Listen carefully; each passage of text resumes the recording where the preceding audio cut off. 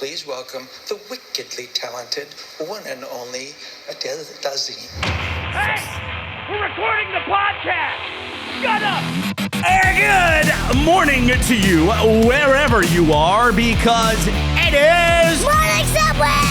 for November 21st, 2024. My name is Bernie Burns, sitting right over there. She's not a financial advisor, or is she? Ashley Burns. Say hi to Ashley, everybody. Look, I make a good call every now and again. I got one coming up. We'll talk about that a little bit later. If you are just joining us in the land of the awake, if you are just getting out of bed, you are waking up to a world where Bitcoin is at $98,000 US currently, as we are recording. Yeah, or depending on when it is that you get up, it could be 40. That's pretty volatile. I went back and looked it up when we started this podcast, now less than a year ago, coming up on a year pretty soon. Late December of 2023, Bitcoin was trading at about $40,000 US. So if you had bought Bitcoin at that point in time, you would have made about 2.5 to 3x your money. I want to be clear, this is not financial advice. It's easy. Or is it? It's easy for us to say that in hindsight, sure. But no, that is pretty crazy. It's very exciting. I don't have, a lot of stake in crypto, but I'm always interested to see like where it's going to go. It's like just funny, like number go up, yay, tracking. But it feels like 100,000 has kind of been Bitcoin's like glass ceiling, right? It's like that, like what if it could get there? And it's so it's kind of crazy to see it almost there. We might have a legend of our subreddit who 9 months ago wrote, I couldn't take it anymore after all the talk. I had Bitcoin FOMO after hearing the podcast. And so I bought a bunch of Bitcoin. And everyone's like, don't do this. You're the top commenting. This is not financial advice. That guy has made a ton of money in the last 9 months. So it's crazy. If they've held it. That's the curious thing. It's not, well, I don't know at what point they would have lost money in the last year on it. I guess that's probably true. Have made something. I think you'd made $4 since the time you'd bought it when you made the post. But it's not all roses. I want to point this out before we move on. Logan Paul, brother to Jake Paul. This is Jackass Senior, Ashley. Or this is the WWE star, not the wrestler. Yeah, not the boxer. Right. This is the OG Paul. He is currently under investigation for misleading fans over cryptocurrency investments. This is from the BBC, the British Broadcasting Company. I hope I'm pronouncing that correctly. He's being investigated. According to them, the BBC has seen new evidence suggesting he promoted investments without revealing that he himself had a financial interest in those investments. Tricky. Yeah, it is. It's a thing with really pretty much any kind of influencer. Online influencers have a lot of rules, like you can't talk about a product, even if you're not invested in it. You can't talk about a product without explicitly saying this is an ad. Right, or like I received this for free, or you have to basically disclose exactly how you received the product, what you like did or didn't pay for it, if you're being compensated for talking about it. There are a lot, I feel like, stricter rules around influencers than just about anything else. Like no one is looking at what is it, Aston Martin? Is that what James Bond drives? Yeah. And being like, do they have in the credits, like in the opening credits, is it disclosed that they're ad placements? Or does James Bond for Aston stop in the middle of the movie and go, this was provided by right. Aston Martin. There's all kinds of like product placement and sort of like underground advertising in all kinds of media. But I feel like the rules on influencers are so much stricter. Do you know how they do it in TV? I learned this. We just had a snow day when I was sick at home and I would watch Prices Right. They always just, at the end of the credits, who the hell watches credits for a television show? It goes, promotional consideration by the blankety blank corporation. That's it. Imagine if that, as a YouTube video, if that's all that you had to do at the end of a video, is just say promotional consideration by, snake oil vitamin, whatever it is, whatever they're advertising that day. So Logan Paul's in trouble for this. Yeah. So I wanted to point this out because this is so crazy. It gets so unhinged. This is from the BBC article. We'll link it in the link dump. This is in the voice of the BBC. Our finding comes after Time magazine reported similar activity involving a different cryptocurrency and another anonymous wallet. They were tracking anonymous wallets to prove his investment in this thing he was promoting. Okay. For several months, Paul refused to talk to the BBC about our investigation. Then he appeared to relent, inviting us to interview him at his gym in Puerto Rico. However, when our crew arrived, a Logan Paul lookalike turned up in the YouTuber's place, shortly followed by a crowd shouting abuse about the BBC. Minutes after abandoning the interview, we received a lawyer's letter on behalf of Paul warning us of the dire consequences if we published our findings. I have so many questions. It's a lookalike. Where do I start? A lookalike. Where did he find a lookalike? Was the lookalike in Puerto Rico? Did he fly him in? Why does Logan Paul have a gym in Puerto Rico? Where did the fans find out about this? Was it a flash mob? What's happening? I think he put it all together. Where would you get? Was the lookalike in Puerto Rico, and that's why he had them go there? Who the hell is in Puerto Rico that looks like Logan Paul? Maybe they just they don't have ordinances against unlicensed lookalike contests in Puerto Rico, so we had to move his lookalike from New York City, like Timothy Chalamet's lookalike contest, down to Puerto Rico, where it was just like easy peasy. He's out on the phone with his people. Hey, where's the lookalike right now? The fuck's he doing in Puerto Rico? Buy him a gym. Cue the lawyers. But I think the Pauls have learned and are employing really well a strategy that I think was made popular probably by the Kardashians first. Although I would also argue that the Pauls have been some of the torch bearers of this methodology of media really since they were quite young. Well, there's a lot of people. I was thinking it's like the thing is just double down, triple down, quadruple down.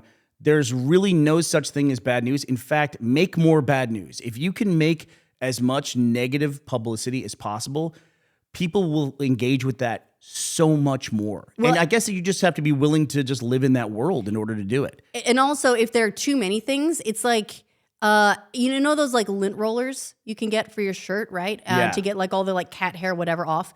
If there's enough cat hair, that lint roller can't stick anymore. That's a great analogy. You're very welcome. Actually, it's a great metaphor. Yeah. But it's true. It's like people's head, your head starts spinning because you like nothing sticks to any of these guys. And none of it makes any sense. Because there's always something the next day or the next week to get madder about. It's a great strategy.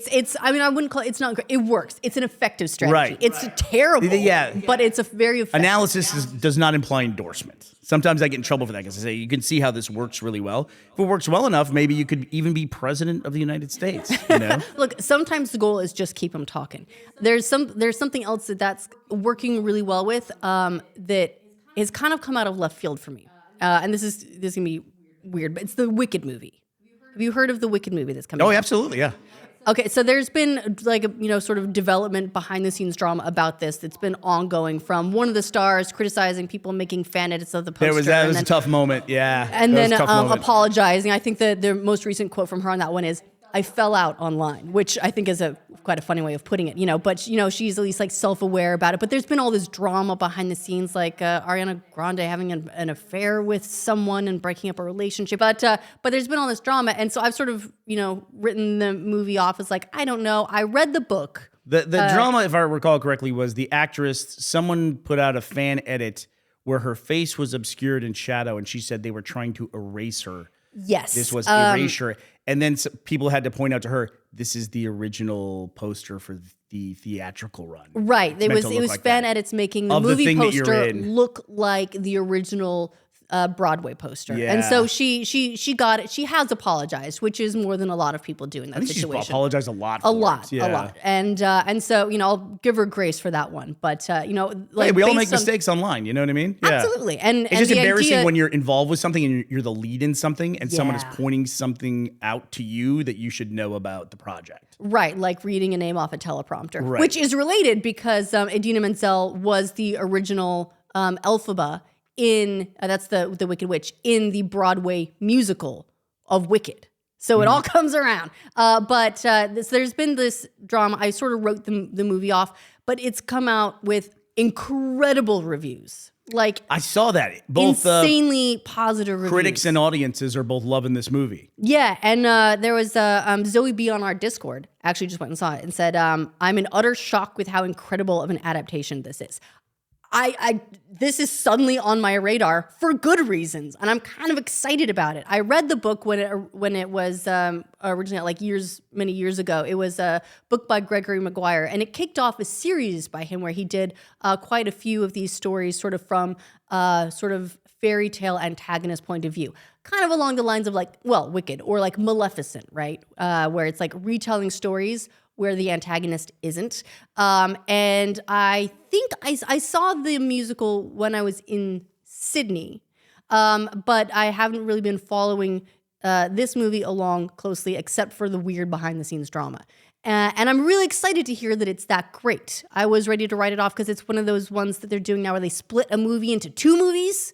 So they're not telling you this with the trailers, but this is only the first half of the Broadway musical. That's a big deal too, because a lot of people have said that now they've started to remove part 1 from the titles of some of these movies, which a lot of people feel like is a bait and switch. Which they have with Wicked as well. I don't feel like that's a thing. I really don't. You can make a movie, and if it's open-ended at the end and there's going to be a sequel, I think that's fine. I think there's some fatigue around the idea of people like a lot of franchises, especially splitting like the final installment into 2. They did it with Hunger Games. They did it with Harry Potter. Now they're doing it with Wicked. We're finally at the end of the Wicked franchise, and now it turns out we're 1 movie away from the end. Well, yeah, like if you didn't know Dune was a part 1, you would have walked out of that movie and gone, "What the hell was that movie about?" Right, like it feels like we're just getting started. Yeah, and then you go to see Dune Part 2, and you're like, "What were those 2 movies about?" There's a series out now on HBO that I feel like you would sure probably be interested in checking out. I'm sure that won't be confusing at all for people who haven't read every goddamn Dune book in existence. Listen, I love sci-fi, but I am not in that camp of people who just adore Dune. It's, to me, I've seen, I think, every adaptation of it. I got to read the books, because now it's like a manual for understanding these movies that they keep putting out for this sci-fi series. Right, this is your homework. I get it. If you love Dune, I get it. I get it's classic and all that, but the movies don't make a bit of goddamn sense. No, there are a couple of other highs happening in movie talk, Bernie. I have to say, this is one that I called Frosty, big success. Oh, I saw this. It debuted in the #1 spot on Netflix. This is your Bitcoin. Yeah, this is my Bitcoin. Just saying, you're welcome, everybody, for putting this on your radar. I watched it.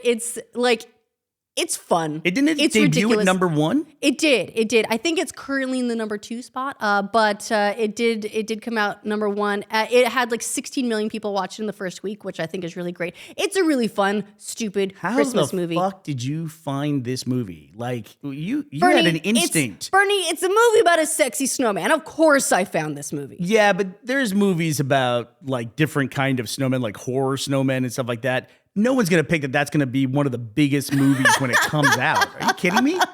Like, is that movie bigger than The Joker? Bernie, I've got, could be. The Joker did just end its theatrical run, and it's not, the numbers aren't great. So we're talking Joker 2, Folie à Deux, just officially ended its theatrical run, and it made $206 million. Yeah, that still doesn't feel like a flop to me, but but I guess it is. It wouldn't be if the costs to make it hadn't been so high. Oh, okay. So as they're looking at it, the budget of the movie was I want to say $200 million, and then they spent another $100 million or so on marketing and like everything, like all the marketing expenses, basically. Prints and advertising. There we go. Thank you. That's what it's called. And then there's also the theater cut and everything, especially high. It's a higher amount that the theaters keep internationally and so on. So they're estimating they would have needed to make about $450 million to break even on this movie. So $200 million, not even close to that. Making $200 million in itself as a jukebox musical could be a success. For what the movie cost to make, it was not. Do you think it'll make up the rest of that money on streaming and home video? Is that a kind of thing that could happen with it? Because I feel like it could. I'm not going to say that it can't. The possibility is there, but the signs aren't great so far. Unlike things like Furiosa and Horizon and American Saga Chapter 1, and I think even Fall Guys, like earlier in the year, those movies that came out in theaters and they didn't do amazing in theaters, and then they very quickly went to premium video on demand. They immediately topped like iTunes rental charts. Joker 2 has not done that. Oh, it hasn't? It's already out? It's out on premium video on demand, and I'm looking at it right now. I don't know what its peak has been at, but right now it's number 17 behind behind Speak No Evil, Absolution, The Grinch, Blink Twice, a lot of movies that are not new or not really nearly as high profile as this movie ought to be. Stripper Christmas or whatever the hell you were watching. That came out yesterday. For research, what was this you were watching last night? That's The Merry Gentleman. That's the new fun, dumb Christmas movie. My brackets are going crazy, by the way. I finally generated my bracket. I'm going to put this in our link dump if you want to follow along and make your own votes about like which movie is going to reign supreme. But I'm having a lot of fun with this research. I watched the one that was basically like a 2-hour commercial for Pentatonics. Really? Yeah. For their like Christmas album or something. And I watched Sexy Snowman. Now I'm watching Christmas Strippers. Life is good for me. How many times have we listened to Agatha All Along the On repeat. Witch's Road? I mean, we've listened to that song so many times. That's a real brainworm, that one. Oh, also it ties into what we've been talking about today, because you were telling me the composers of that were the composers of Let It Go. Yes, by they were. Adele Dazeem. Have we talked about yet? We talked about that open, like just listening to that opening, I get this like, I just hunch my shoulders and I just duck in my chair. Oh, but it gets worse. I didn't know this. When I was looking up the drop for that today, did you know they followed up that bit? So he was introducing her at the Oscars and just completely John flubbed Travolta, it yeah. and fucked it up. It falls in that category of like, you should have known this, kind of like the Wicked poster. It's like really embarrassing. It doesn't fall on her in any way. It's completely on him. They followed it up when Neil Patrick Harris was the host of the Oscars, and they had her come out and bring John Travolta on stage, and she called him like Grom Gadook. I'm gonna play this clip for you. All right. This is like when we did the Substance clip. He makes such a bad choice here. It's like this moment where they're like going back on it. Now watch this. All right. And this is where she brings him out on stage, and it's really cute. It's like, oh, she introduces him with a bad name like he did with her. Really cute. Welcome to the stage, my very dear friend, Glom Gazingo. I deserve that, but you, my darling, my beautiful, my... Oh no! Oh no! What is he doing? He put his like hand on her chin. What is that? He does that like super creepy guy thing where he like brings her in way close, like he's gonna make this his moment again, and like then grabs her chin and is like, "Look at you, you beautiful thing." It's like, no, and then they're on stage. They're on stage in front of a massive audience. God, it's like that's more cringy than the first thing was. Yeah, that takes. How come I never heard about this? That takes what was bad and makes it worse. And it's so weird to me because like Travolta was a guy who was huge in the 70s. I mean, he was everything, like Saturday Night Fever, Grease, even like Welcome Back, Kotter. He was huge in the 70s. Then he like disappeared in the 80s, got cast by Tarantino in Pulp Fiction in the mid 90s, and all of a sudden his career came back. He was making like $10-20 million a picture for stuff like Broken Arrow and everything. Got like had such a resurgence that like he had or probably still does, a house where he could park a jet plane. I'm talking like a 737. You know what? You're right. I feel like in recent years, How is that guy not besides this like Idina Menzel flub, what I heard most about him was flying stuff around. Yeah, he's an aviator. Like he got into aviation at some point. He can fly just about anything, like major jetliners and things like that. But it's like, how does a guy who disappears for like 15 years and is like, I had it and lost it, how does that guy not get just an extraordinary amount of humility? It's baffling to me. Yeah, that hurts a little bit to see, but she handled that with grace. I have to give it to her. Oh, it's so bad. It's so bad. She must be like, get me the fuck away from this guy. I haven't even finished this little 31-second clip. I can't get through it. Okay, here's what we'll do. The second part of it is here's so what rough. We'll do. We'll put we'll put this video in the link dump, and I want everyone please watch this. Time yourself and see how long you can get through this before you just have to turn it off. Yeah, and also while we're wrapping up here too, I also want to say, going back to the cryptocurrency thing we were talking about, in all seriousness, it's very easy, and this is what a lot of financial people do online. They cherry pick their correct calls, right? It's very easy for us to do that and make jokes. But these are really serious decisions. And if you're looking at these things, it's very easy to fall into FOMO and feel like you're missing out while everyone else in the world is getting rich. Right, or like they all have it figured out, right? No one knows what's going to happen at 100,000, that barrier. If a bunch of people are going to sell off or if it's going to take off. So just be really careful in whatever you decide to do. That's all I'm going to say. Yes. We're making jokes about it, but this really is not financial advice. Right. And we really aren't, even though we make amazing calls about our stupid Christmas movies. Yes. By the way, Bernie, I haven't told you this yet, but I had to introduce a second bracket. Did you? Yes. So my eight movie bracket's full, but I've now got a separate like face off between two specific movies. They're like Taylor Swift, Travis Kelce, Christmas movie knockoffs. There's 2 of them out this year. Is there? Yeah, you'd think one would be enough, but no. Lifetime's doing one, and Hallmark is doing one. So we've got. Isn't there one that's like based on the Kansas City Chiefs? Like it really You is. mean a Holiday Touchdown, a Chiefs love story? That's- yeah, yeah. that's the Hallmark one. But then we've also got Christmas in the Spotlight, the Lifetime movie. That's like the same thing. So we're gonna see which is the best Taylor Swift, Travis Kelce knockoff Christmas movie. I can't believe that is even a category. It's so specific. I gotta say that I was yesterday. I was talking about how when you open a Reddit, you get the perfect joke. I was in the Chiefs subreddit with someone. They were talking about this movie, and this guy was like, "Yeah, between Taylor Swift and now all these Hallmark movies about the Chiefs, we're gonna have like 50% of the female population rooting for us, which is great. All we need, is a podcast about a misunderstood Chiefs serial killer, and we'll get the remaining 50%." That's such a great comment. Next season of Only Murders in the Building. What is wrong with y'all? Why? I mean, how can you as a gender? Fix him. How can you watch Hot Frosty and then watch guy kills a bunch of women and like? I can fix him. She didn't love him enough. Oh God, is that it? I will love him enough. I can teach him how to pronounce Idina Menzel. I can be the one who does I'm it. going to thaw that frozen heart, and he's going to learn to care. All right. Well, who is going to be in our Hot Frosty sequel when it comes out next year? Starring Ashley? in Hot Frosty 2, we have Shelby DiLorenzo and Anthony DiMedeiros. Thank you both for sponsoring this episode of our show at patreon.com/morningsomewhere. He almost flubbed his name. That was almost close. 2 on the nose right there. All right. Well, that does it for us today, Thursday, November 21st, 2024. We're going to be back to talk to you tomorrow. Hey, we hope you're going to be here as well. Bye, everybody.